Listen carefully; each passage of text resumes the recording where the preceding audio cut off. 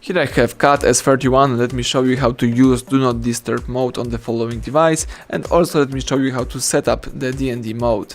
So at the very beginning, let's start by using your home screen. Here let me show you how to quickly enable and disable Do Not Disturb. All you have to do is use the upper bar twice, and this is Do Not Disturb. Let's tap it. So now you have to decide either mode you would like to use. You can choose the total silence, and this blocks all sounds and vibrations, including from alarms, music, videos and games, but you'll still be able to make phone calls. You can also choose priority only, so you won't be disturbed by sounds and vibrations except from the alarms, reminders, events and callers you specify earlier. You may also choose alarms only, so you can just allow the alarms.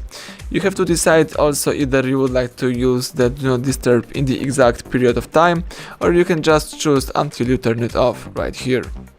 So that's it. Let me tap done. I'm using the alarms only right now, and if you would like to disable this mode, let's use the same thing, so the same icon right here.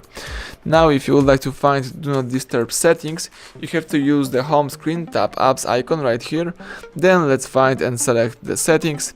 Here you have to choose the sound right here and select Do Not Disturb. As you can see, you can choose priority only allows, and you can customize your priority rules, so you can handle with reminders, events, repeat callers. You can choose the calls and messages from the specified contacts, or for example from anyone.